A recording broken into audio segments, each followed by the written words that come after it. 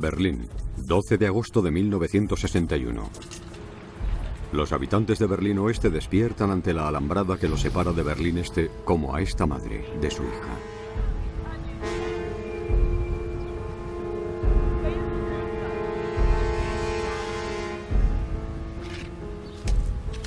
Los soldados de Alemania del Este construyen un muro para separar por la mitad su parte de la ciudad de la parte oeste ocupada por los aliados.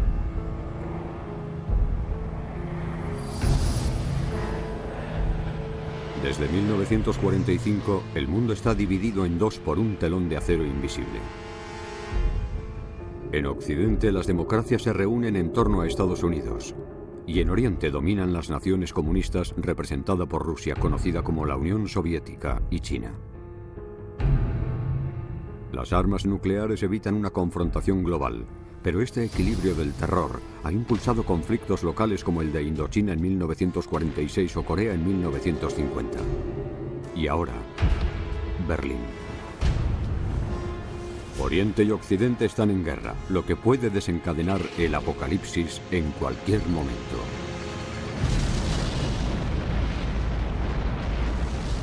Apocalipsis, la Guerra Fría.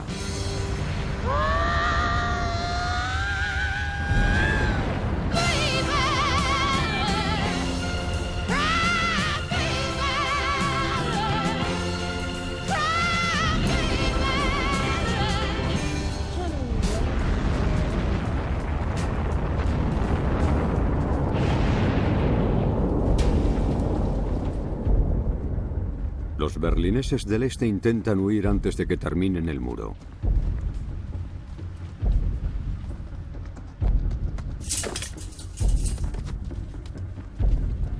Uno de ellos, de forma anónima, declara lo siguiente.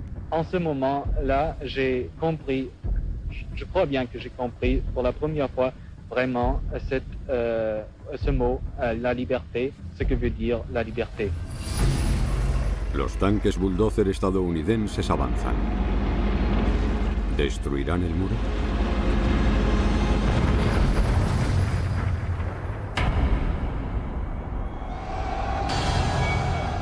Cinco años antes de la construcción del muro de Berlín, en 1956, 3 años después de la muerte de Stalin, Nikita Khrushchev es el líder de la Unión Soviética. Khrushchev es ucraniano, un emisario político durante la Guerra Civil Rusa que llegó al peldaño más alto del partido. Como partidario de Stalin, hizo pasar hambre a Ucrania. Durante la Segunda Guerra Mundial fue despiadado en el frente de Stalingrado. Aún así, Khrushchev sorprende al mundo entero. Al igual que Beria, su predecesor, siente la necesidad de salvar al régimen y a su economía en crisis. Quiere mitigar las tensiones con Occidente para limitar los gastos militares. Quiere distanciarse de Stalin sin darle la espalda a su ideología.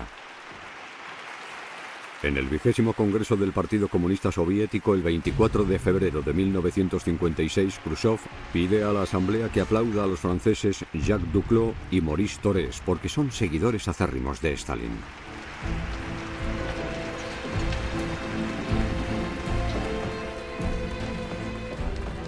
Pero de repente, Khrushchev lee un informe secreto que denuncia los delitos de Stalin.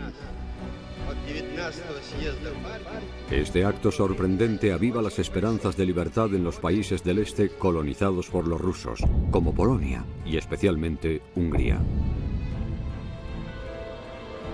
En Budapest, en el otoño de 1956, los estudiantes húngaros comienzan a manifestarse pacíficamente.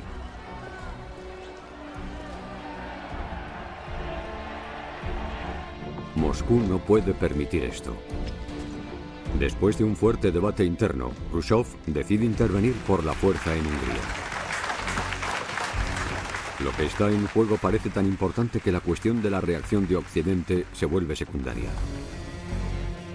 Puede que las élites ya no se maten entre sí, pero siguen rechazando cualquier cambio. El mariscal Konev, uno de los héroes de la victoria sobre Alemania, se encarga de mantener a Hungría bajo control en nombre del Pacto de Varsovia, que reagrupa a los países del este para contrarrestar la Alianza Atlántica. Konev despliega los tanques del Ejército Rojo en Budapest. Los oficiales ordenan a sus soldados que luchen contra el fascismo alemán. Toda la población está en su contra. El ejército húngaro entrenado por los rusos está en el lado insurgente y sus primeros objetivos son los símbolos soviéticos.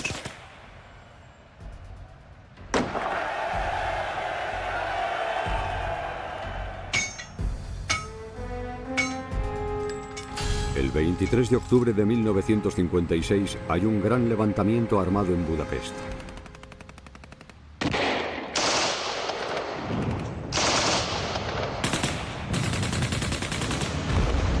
El ejército de Konev sitia la ciudad. Las radios de Budapest lanzan una petición desesperada. Las tropas soviéticas han comenzado su ataque. Luchemos contra ellas en nombre de la libertad.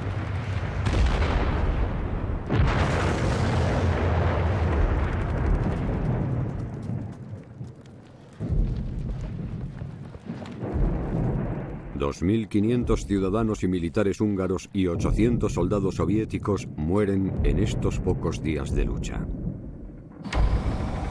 El 10 de noviembre de 1956 los tanques rusos lanzan su ataque final. La rebelión húngara acaba en un auténtico baño de sangre. Budapest está en ruinas. Los rusos y aquellos que continúan apoyándoles enloquecen y ordenan miles de arrestos, ahorcamientos y deportaciones a los gulags. 200.000 húngaros logran escapar a Austria y desde allí a Suiza, Canadá, Estados Unidos y Francia. Todo el mundo protesta, pero nadie hace nada. Porque al mismo tiempo, el planeta se estremece con otra crisis mayor. Todos los ojos están puestos en el Canal de Suez. Es la ruta de petróleo más importante y pertenece a una compañía privada franco-británica. La ha nacionalizado el coronel Gamal Abdel Nasser, el Rais, o líder que acaba de llegar al poder en Egipto. Nasser proclama: no hay que avergonzarse por ser pobre. Lo que es vergonzoso es la explotación humana. Vamos a recuperar nuestros derechos y el canal pertenece a Egipto. El 6 de noviembre de 1956, las fuerzas británicas y francesas llegan para ocupar la zona del Canal de Suez con ayuda del ejército israelí. Después de tomar las ciudades cercanas al canal, los soldados están listos para comenzar la fase final de la operación: derrocar el régimen de Nasser.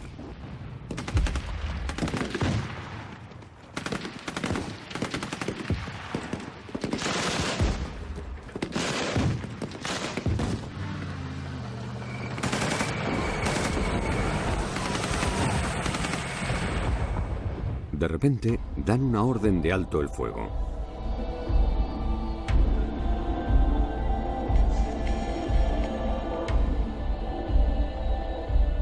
Moscú amenaza a Londres y París con una represalia nuclear.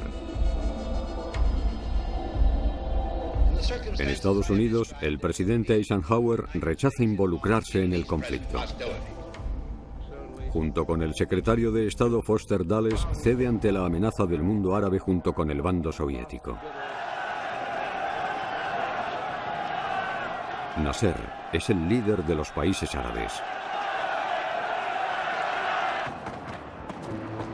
Los paracaidistas franceses regresan a Argel, de donde venían, para luchar contra los insurgentes del FLN, el Frente de Liberación Nacional de Argelia. Le recibe la comunidad francesa, que estaba amenazada.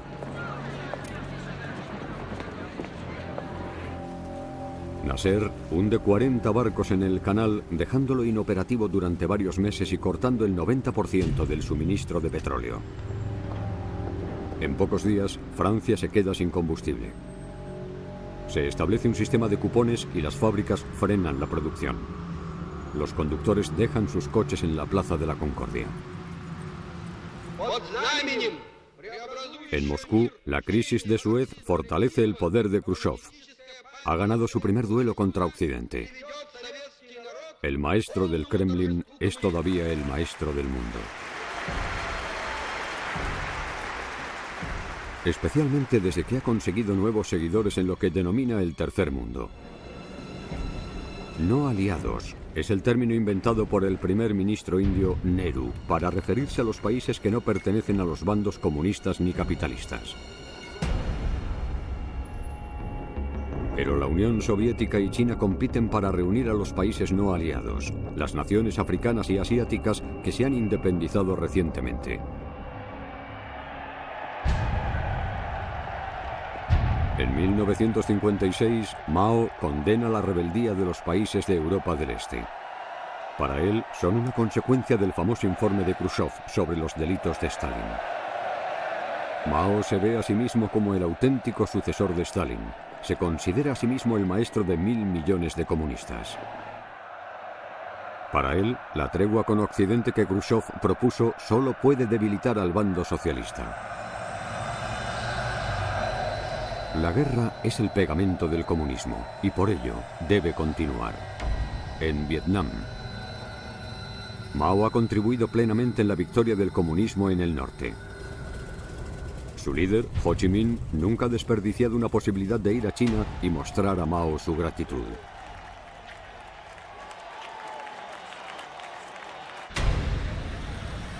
Y en la Unión Soviética, demostrar su gratitud por el Politburo.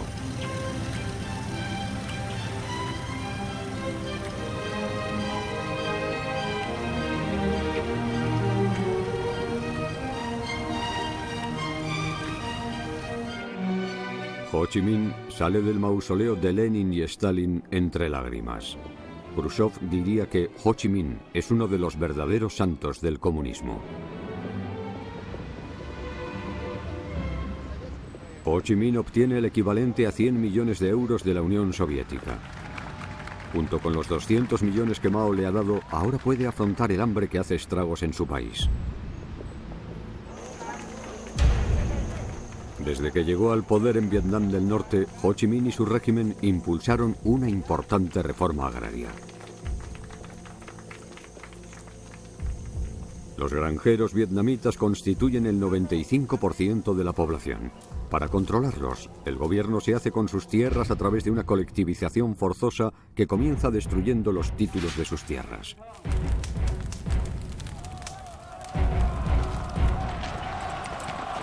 La policía fuerza a los terratenientes a vestir con ropas de burgués o mandarín y los humillan con juicios manipulados. Se les acusa de delitos terribles. Los acusan sus familiares, incluso sus hijos. A miles de decenas de pobres los ejecutan o los llevan a los campos de reeducación establecidos de manera inmediata por el gobierno. Siguiendo el modelo de Stalin, transforman 9.000 kilómetros cuadrados en granjas colectivas que reportan beneficios al Estado. Desde 1954, cientos de miles de campesinos logran escapar hacia el sur. Entre ellos hay muchos funcionarios, empleados y ciudadanos franceses. Han bloqueado las carreteras, así que se suben a cualquier cosa que flote. Los barcos estadounidenses recogen balsas de bambú abarrotadas. Lo dejan todo atrás, su tierra y sus antepasados. Tan solo conservan su fe cristiana y la exhiben como un pasaporte.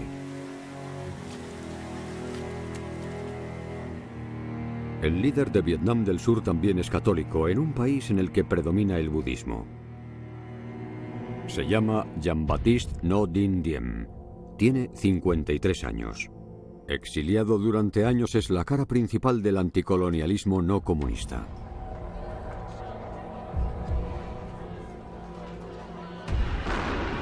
Sus planes se rigen por su miedo hacia los comunistas, a los que persigue y encarcela con la ayuda de su hermano Ngo Dinh Nhu, jefe de la policía secreta, y de su mujer, la señora Nhu, que se ha hecho famosa por su belleza y por su franqueza a la hora de criticar a la oposición y a los medios de comunicación occidentales que, según ella, están manipulados por los comunistas. En Hanoi, Vietnam del Norte, los comunistas, reunidos en torno a Ho Chi Minh, se preparan para volver a la guerra. Hay que volver a abrir la ruta Ho Chi Minh que atraviesa Laos y Camboya, tal y como se hizo durante la guerra de Indochina. Pero ahora se ampliará y formará una compleja red de senderos y caminos invisibles desde el cielo. Más de 2000 kilómetros a través de una selva montañosa que se extiende hasta el sur. Un militante comunista, Tran To Na, declara: la densidad del bosque es asfixiante. Si cortas una rama, crecen 10 más. Si despejas un camino, al día siguiente desaparece. Qué raro es desafiar así a la naturaleza.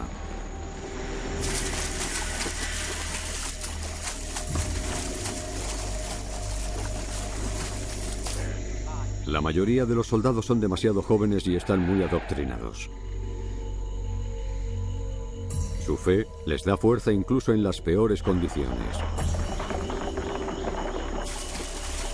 Sus enemigos capitalistas no tardan mucho en ponerles mote: el Viet Cong, que significa los comunistas vietnamitas. Colocan todas las trampas posibles para asegurar el camino, igual que hicieron sus antepasados, pero con más imaginación y crueldad.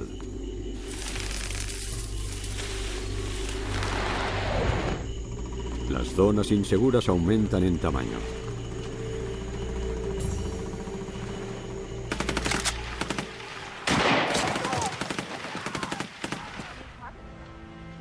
Los supervivientes reciben la atención de Diem, el presidente de Vietnam del Sur, que solicita un aumento de la ayuda estadounidense. Llegan los primeros consejeros militares estadounidenses. Se activa una perversa maquinaria de guerra.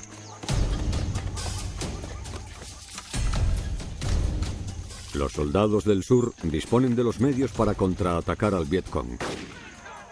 No muestran clemencia cuando consiguen hacerlo salir.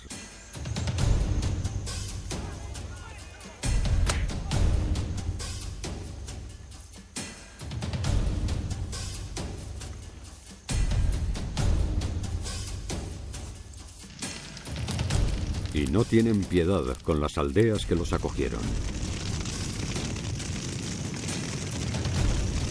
Esta represión alimenta el odio. Los 50 también son los años de Khrushchev, un descanso de la Guerra Fría. La Unión Soviética comienza a abrirse lentamente al turismo y a los cineastas aficionados. En Francia, la revista del sindicato de Renault publica un artículo titulado «La visita de un obrero siderúrgico de Renault a la Unión Soviética. Aquí los obreros trabajan 6 horas al día y se jubilan a los 55 años». La Unión Soviética es el paraíso terrenal de los obreros siderúrgicos.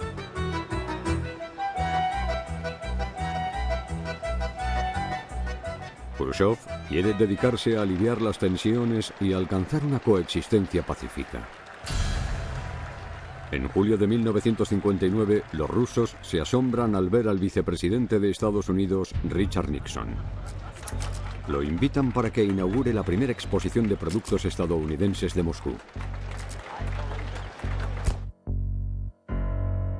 Khrushchev empieza bebiéndose una Pepsi, prohibida en la Unión Soviética. ¿Es este gran símbolo de tregua una señal de renuncia a la Guerra Fría? Es todo lo contrario. Los soviéticos no están preparados para abandonar su ideología.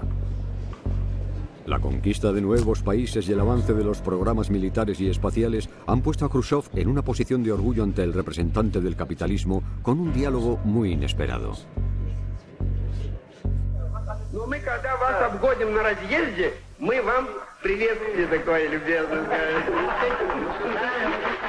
Nixon invita a Khrushchev a Estados Unidos.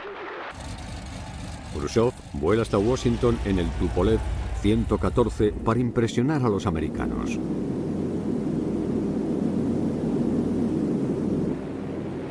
Un avión enorme de 180 toneladas con el morro de cristal, igual que el bombardero del que proviene.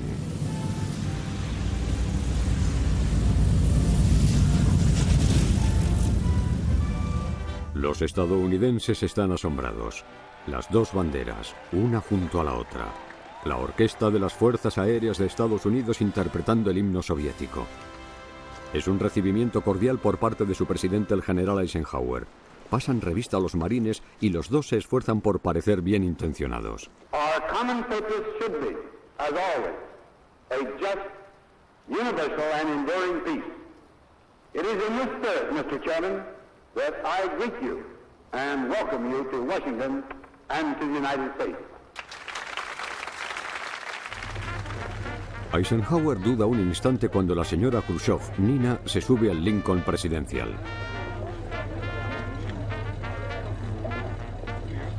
El periodista David Garroway resume con exactitud lo que está pasando. Nunca lo habíamos visto tan de cerca. Su aspecto regordete no se corresponde con la imagen del dictador más poderoso del mundo. ¿Cómo ha conseguido llegar este tipo corpulento con la cara redonda como un payaso a la cumbre de su carrera?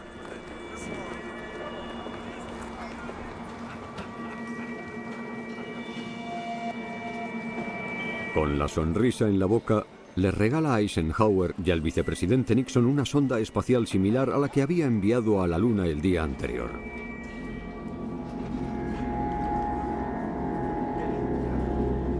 Eisenhower se ríe de manera forzada. Se siente avergonzado por la serie de lanzamientos espaciales fallidos de los estadounidenses que aún están lejos de ser vuelos tripulados.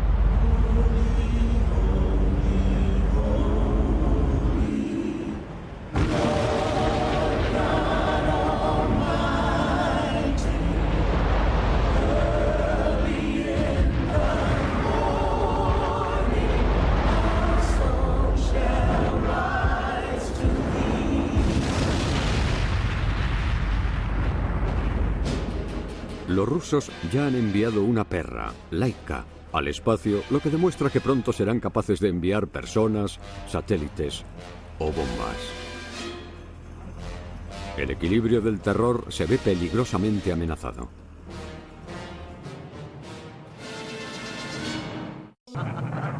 Seguro de su superioridad, Khrushchev se toma la libertad de entretener a la prensa interpretando su personaje sociable y tranquilizador.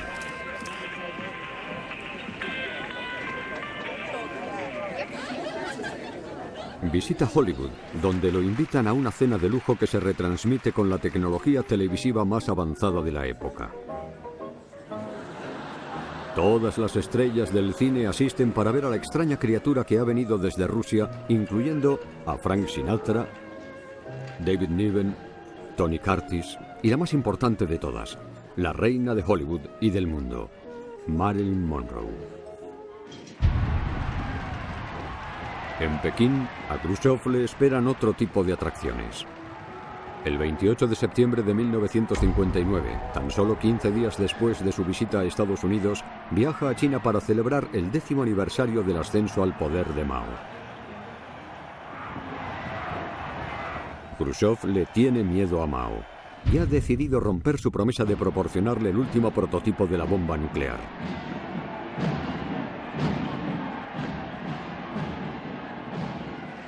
Mao continúa criticando abiertamente a Khrushchev y su coexistencia pacífica con Occidente, lo que indica la división entre los chinos y los soviéticos. Para Ho Chi Minh, que también ha sido invitado, es una señal de que la guerra de Vietnam se va a recrudecer. Khrushchev escribe: China tiene a Vietnam en sus garras y no lo va a soltar.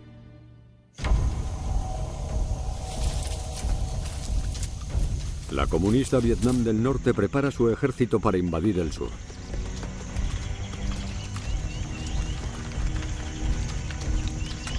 Las armas y las provisiones viajan a través de la ruta Ho Chi Minh que atraviesa Laos, arrastrando al país a la guerra.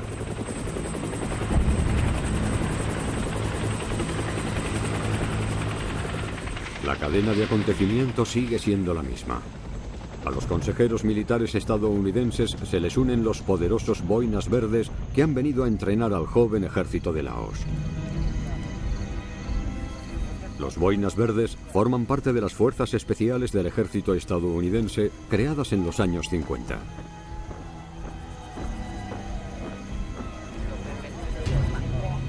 En Vietnam del Sur, los boinas verdes agrupan a los aldeanos en poblados estratégicos altamente custodiados, lo que dispara la creciente hostilidad entre los agricultores. El Vietcong encuentra informantes con facilidad y crea una gran red de espionaje que les permite llevar a cabo sus ataques con éxito y precisión.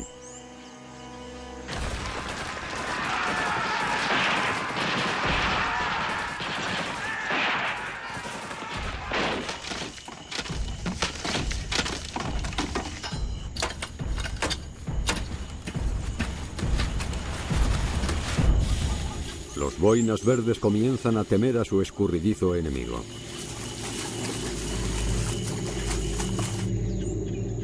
Esta es una de las imágenes más llamativas de la Guerra Fría, la que quiere transmitir Oriente. La imagen de una nación pequeña y heroica metida en agujeros y túneles completamente entregada a la causa. Pero la realidad es que divisiones enteras enfrentan con artillería pesada a los monstruos de acero occidentales.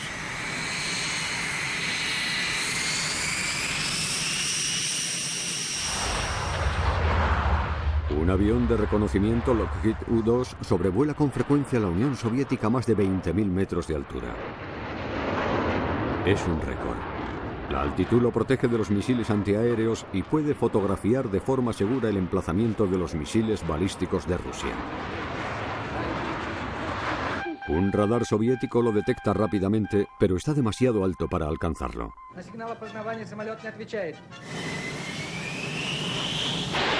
Khrushchev, que se siente traicionado por Occidente en su intento por aliviar las tensiones y debilitado de cara al partido y a los chinos, decide lanzar sus escuadrones de combate y sus nuevos misiles antiaéreos.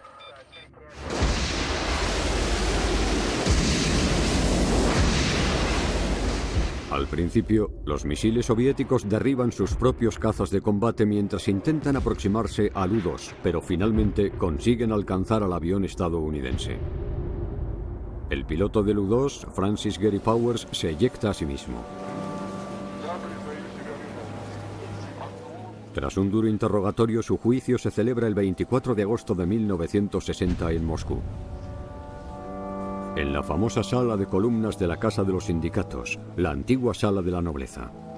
Desde la Revolución esta sala ha servido para honrar la muerte de grandes figuras del comunismo, así como para celebrar otros acontecimientos importantes del régimen. Este juicio tiene una repercusión mundial.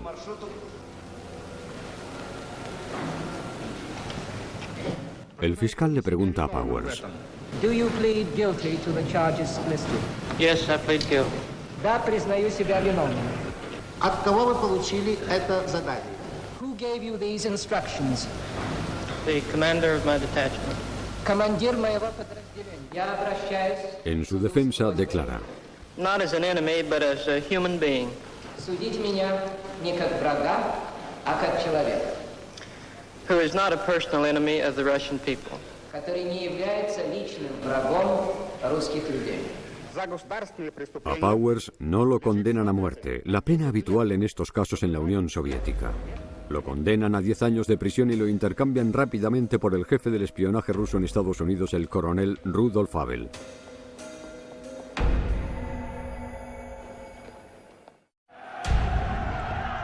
En noviembre de 1960, Khrushchev sigue de cerca las elecciones estadounidenses en las que se enfrentan el brillante y joven senador demócrata John Kennedy y el vicepresidente republicano Richard Nixon. Khrushchev odia a Nixon, al que considera muy anticomunista, y aplaude cuando Eisenhower le cede el poder a Kennedy, progresista a los ojos de Khrushchev, el 20 de enero de 1961. ¿Es el nuevo Roosevelt? En su investidura, Kennedy y su vicepresidente Lyndon Johnson eligen a Marian Anderson para que cante el himno estadounidense, como es costumbre en tales ocasiones. Es una heroína en la lucha por los derechos civiles.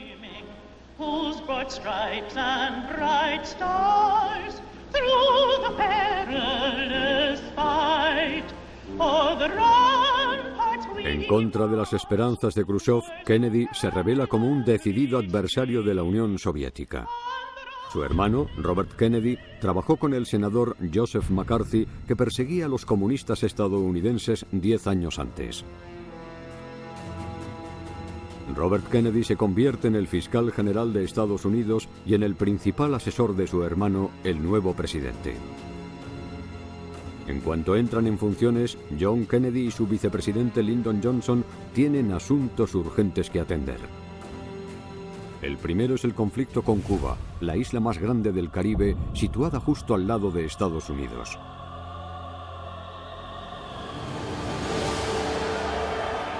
Dos años antes, el 3 de enero de 1959, Fidel Castro y sus guerrilleros desfilaban triunfantes por La Habana.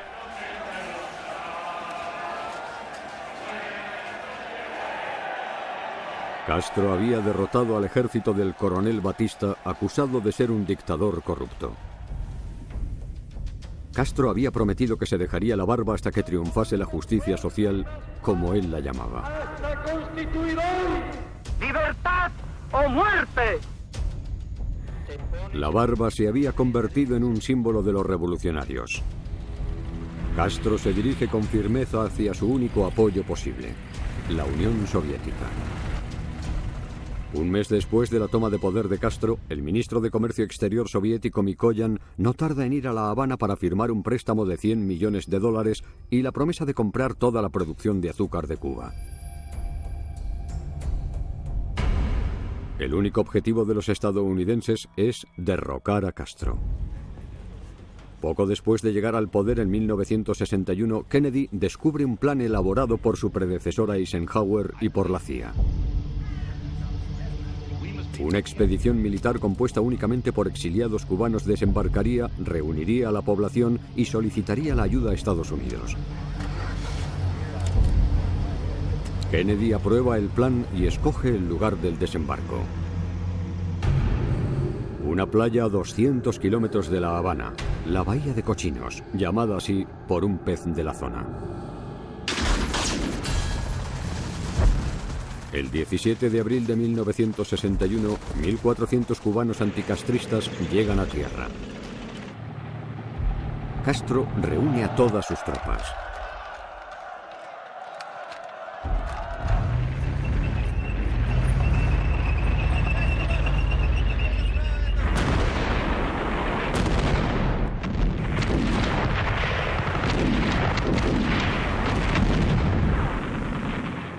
Sus humildes fuerzas aéreas abren fuego a orillas de la Bahía de Cochinos y hunden los barcos anticastristas. Sin embargo, Castro sigue preocupado. ¿Qué hará la gente? No reaccionan, ni con temor ni a favor de la revolución. Kennedy da la orden de que abandonen a los exiliados cubanos a su suerte. No logran el levantamiento que habían previsto. Los 1.000 anticastristas que sobreviven se rinden.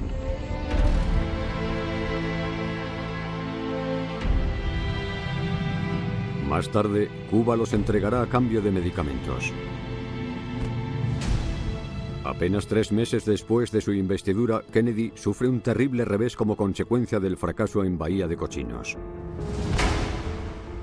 Se teme lo peor. Dice, hemos movido ficha en Cuba y ahora Khrushchev lo hará en Berlín. Berlín sigue siendo el tema central de la Guerra Fría. 3 millones de alemanes del este ya han huido hacia el oeste, pasando por Berlín. Es una situación insoportable para los comunistas que exigen la anexión de la parte occidental de la ciudad. En un intento por poner fin al recrudecimiento, Kennedy viaja a Viena para reunirse con Khrushchev. Quiere evitar que ocupe Berlín Oeste, lo que daría lugar a una guerra. De camino a Viena, Kennedy hace una parada en París con su esposa Jackie. A Kennedy le impresiona el presidente francés, el general de Gaulle, un personaje histórico.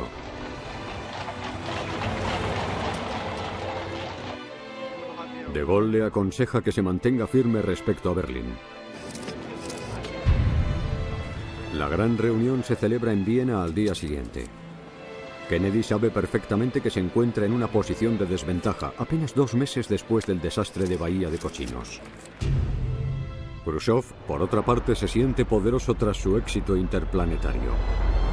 Acaba de enviar al primer hombre a la Luna, a Yuri Gagarin.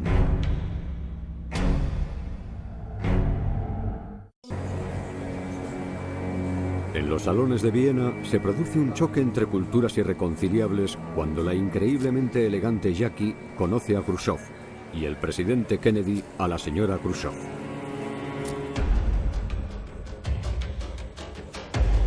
El diálogo entre los dos es imposible.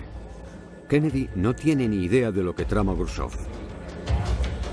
La construcción de un muro de 150 kilómetros para aislar Berlín Oeste de Berlín Este, del resto de Alemania y de todos los demás países del bloque oriental. 3 millones de refugiados ya han conseguido llegar al otro lado. Khrushchev opta por la solución que el mundo occidental menos esperaba.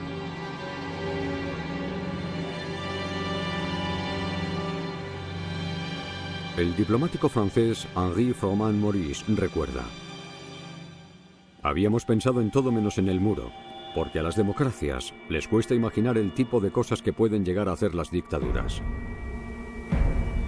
Nos planteamos el bloqueo de los accesos a la ciudad, pero no nos imaginábamos que el adversario se acercaría a sí mismo de repente y encerraría a su propia población para impedir que llegaran a Occidente.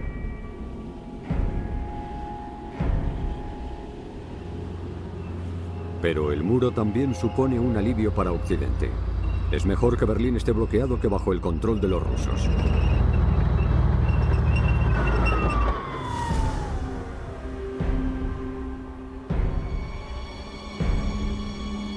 Pero para Khrushchev, la ofensiva continúa. Apoya la revolución cubana y declara: ahora les vamos a meter un erizo en los calzones a los estadounidenses. Junto con Castro, decide colocar misiles nucleares a 200 kilómetros de la costa estadounidense.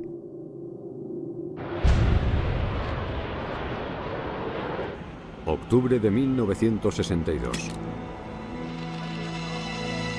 Un avión de reconocimiento estadounidense regresa con fotografías de emplazamientos de misiles balísticos en Cuba que podrían impactar contra las ciudades de Estados Unidos en cuestión de minutos. Los estadounidenses ya alteraron el equilibrio del terror cuando el presidente Eisenhower instaló misiles balísticos nucleares Júpiter en Turquía. Esos misiles Júpiter están más cerca de la frontera rusa que los misiles soviéticos en Cuba de Estados Unidos.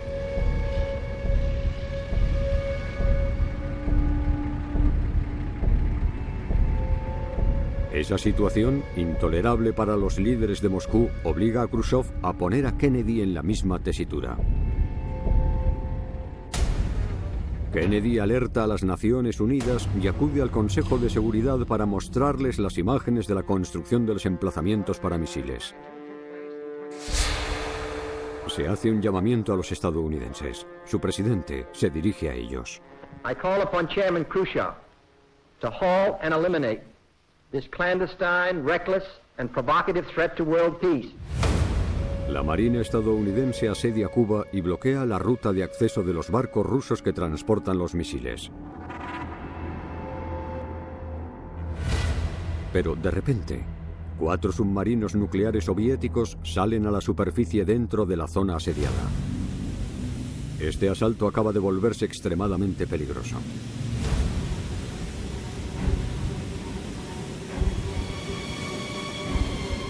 El Papa Juan XXIII hace un llamamiento formal a los gobiernos. Rogamos a todos los gobiernos que no hagan oídos sordos al grito de la humanidad. Castro reúne a su gente acompañado por las notas de la Internacional.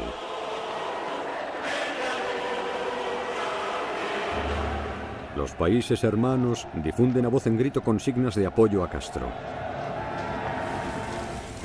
En las playas de Florida, los estadounidenses refuerzan sus defensas, concentran a sus tropas y ponen en alerta máxima a sus fuerzas aéreas.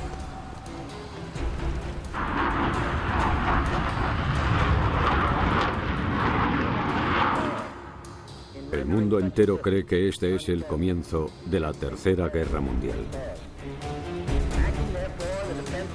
La reacción universal es crear reservas de alimentos de forma urgente y localizar todos los lugares que puedan servir como refugios nucleares. En los colegios, los niños empiezan a aprender a protegerse ante una amenaza nuclear y sus padres construyen refugios para salvar a la especie humana.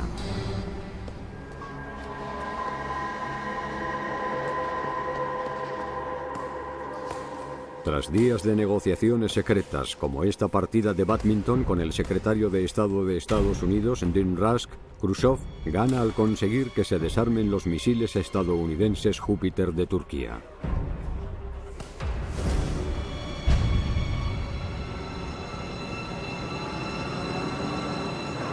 Como si se estuviera rindiendo ante Kennedy, el 28 de octubre de 1962, Khrushchev ordena a su flota que vuelva a casa con los misiles soviéticos. Los estadounidenses los graban tapados con lonas en las cubiertas de los barcos rusos. Las imágenes recorren el mundo entero. La familia Murphy sale de su refugio nuclear en Vermont. Bárbara en Nueva York. Y Max y Rachel en Texas respiran aliviados al igual que el resto del mundo. Todos están convencidos de que Kennedy los ha salvado. Su presidente da gracias a Dios en una misa de domingo en una pequeña iglesia el 28 de octubre de 1962. Aún así, el verdadero ganador es Khrushchev. Ha logrado que los estadounidenses retiren sus misiles y que se comprometan a dejar en paz a Cuba. Pero Khrushchev ha accedido a quedar mal, lo que con el tiempo dará lugar a su declive, mientras que Kennedy sale fortalecido de la crisis. En junio de 1963 visita Berlín Oeste, dividido en dos por el Muro de la Vergüenza, y todavía bajo la amenaza de una invasión rusa. Kennedy pronuncia su discurso más directo y explícito. 2,000 years ago, the proudest boast was, Civis Romanus sum. Today, in the world of freedom, the proudest boast is, Ich bin ein Berliner.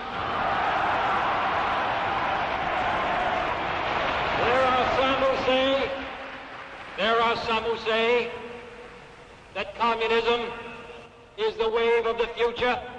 Let them come to Berlin. Y durante su visita al muro de Berlín añade: nuestra democracia no es perfecta, pero nunca hemos tenido que levantar un muro para impedir que nuestra gente se escape. El muro es la prueba evidente del fracaso del sistema comunista.